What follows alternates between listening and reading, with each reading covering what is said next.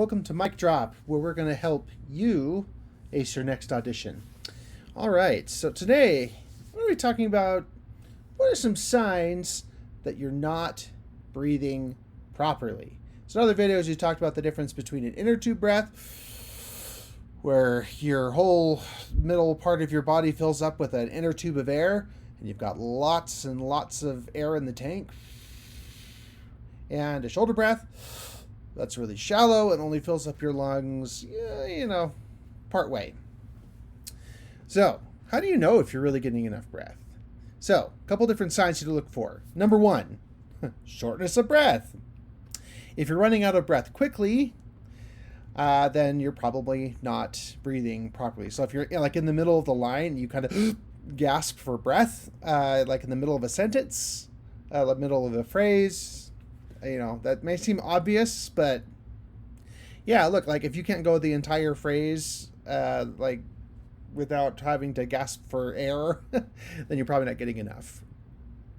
Tension in your neck and shoulders. That can also be a sign, like one that you're having poor posture, but it's also that you're not breathing correctly. You should not feel any tension here in your neck or your shoulders. You shouldn't be lifting your shoulders when you breathe. That kind of breath is that you feel that tension there. So if you're feeling that tension, you're not getting a good breath. Another indication that you're not breathing correctly is poor vocal tone. If your voice sounds weak, strained, or shaky, it can be a sign that you're not getting enough breath. So in order to produce a nice, strong tone that's got some core in it, like you need to have a little breath. You've got to have the fuel in order to create that. And if you don't, if you just you can easily mess up your tone if you don't have enough breath to support it. Another one is inconsistent pitch. Your singer is struggling to hit the right notes. Their pitch is wavering, especially at the end of phrases. Like you get to the end of a line and you're trying to hold out that last little longer note or something, and you hear the pitch start to sag. That's an indication that you're probably not breathing correctly, because the pitch is not sustaining. Yeah, you want it to be like no, like straight the whole time. But if you're running on a breath, it might be so that your pitch will sag as you run out of breath.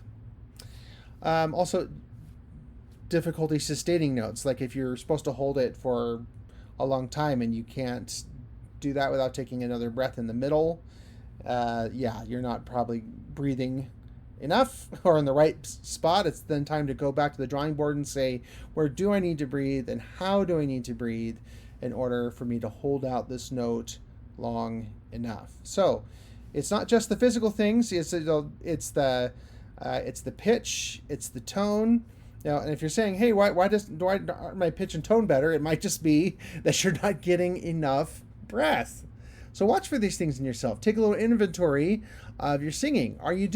Are any of these things plaguing you? And if they are, it might be time to work on your breathing techniques. And of course, like any new thing that you do with that has to do with the muscles of your body, it's going to feel really strange at first, especially if you're not used to taking those low, deep breaths and filling your body up like an inner tube, and then kind of holding it there and having that air that you can draw on as you need, and you can keep talking without breathing again. You notice that I just keep on going and going, and I haven't taken another breath. Yeah, so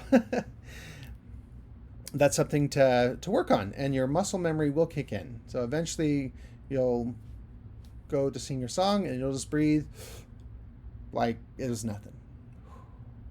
All right, so good luck.